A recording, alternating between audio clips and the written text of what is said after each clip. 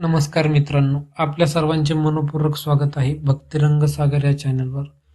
तुम्हाला कधी असा अनुभव आला आहे का, की काही लोकांकडे सगळे आपोआप आकर्षित होतात. ते कुठे गेले तरी लोक त्यांच्याशी बोलण्यासाठी उत्सुक असतात. त्यांच्या उपस्थितीनेच वातावरण बदलते. तर काही लोक मात्र कितीही चांगले असले तरी त्यांच्याकडे कुणी लक्ष देत नाही. नाती दुरावतात, मित्र कमी होतात आणि संवाद तुटत जातो. आजच्या या व्हिडिओमध्ये आपण अशाच एका पारंपरिक श्रद्धेबद्दल जाणून घेणार आहोत. लोकमान्य समजुतीनुसार एक विशिष्ट शुभ वस्तू जवळ ठेवणे आत्मविश्वास वाढवण्याचे आणि सकारात्मकतेची आठवण करून देण्याचे प्रतीक मानले जाते. काही लोकांचा असा विश्वास आहे की यामुळे व्यक्तिमत्व अधिक प्रभावी वाटू शकते. हे आध्यात्मिक व सांस्कृतिक श्रद्धांवर आधारित आहे. याला वैज्ञानिकरित्या सिद्ध झालेला उपाय समजू नये. मग ती वस्तू कोणती, ती कशी ठेवायची आणि त्यामागील आध्यात्मिक अर्थ काय मानला जातो, चला जाणून घेऊया. लोक आकर्षित का होतात? सर्वप्रथम एक गोष्ट समजून घ्या. लोक केवळ चेहरा पाहून आकर्षित होत नाही, ते तुमच्या वागण्यातला आत्मविश्वास, नम्रता, संवादाची पद्धत आणि सकारात्मक ऊर्जा अनुभवतात. भारतीय परंपरेत काही शुभ वस्तू या सकारात्मकतेचे प्रतीक मानल्या जातात. त्या वस्तू जवळ ठेवणे म्हणजे स्वतःला चांगल्या विचारांची आणि संयमांची आठवण करून देणे, असा अनेकांचा विश्वास आहे. ती वस्तू कोणती?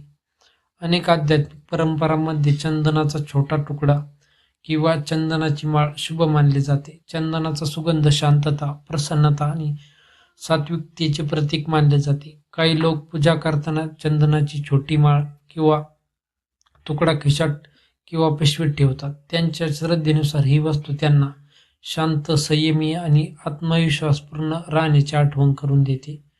यामुळे लोकांशी बोलताना वागणूक अधिक सकारात्मक होऊ शकते. कसे ठेवावे? जर तुम्ही श्रद्धेने हा उपाय करावायचा ठरत असाल तर प्रथम देवासमोर चंदन अर्पण करा, मनापासून प्रार्थना करा. त्यानंतर स्वच्छ कापडात गुंडाळून जवळ ठेवा.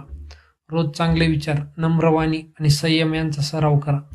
याला जादुई उपाय समजू नका, तो श्रद्धेचे प्रतीक म्हणून करा. खरी शक्ती कुठे आहे? लक्षात ठेवा, कोणतीही वस्तू स्वतःहून लोकांना तुमच्याकडे खेचत नाही. खरी ताकद आहे गोड बोलण्यात, इतरांचा आदर करण्यात, स्वच्छ व्यक्तिमत्वात आणि आत्मविश्वासात. शुभ वस्तू लोकांसाठी या गुणांची आठवण करून देणारे प्रतीक असू शकते. मित्रांनो, आज आपण एका लोकप्रिय आध्यात्मिक व श्रद्धेबद्दल माहिती घेतली. अशा श्रद्धा अनेकांच्या जीवनात भाग असतात, पण त्याचबरोबर चांगले वर्तन, प्रामाणिकपणा आणि सकारात्मक दृष्टिकोन हेच मजबूत नात्यांचा खरा उपाय आहे. मित्रांनो, जर तुम्हाला हा व्हिडिओ आवडला असेल तर लाईक करा, शेअर करा आणि आपल्या भक्तिरंग सागर या चॅनलला सबस्क्राईब करा. धन्यवाद. श्री स्वामी समर्थ.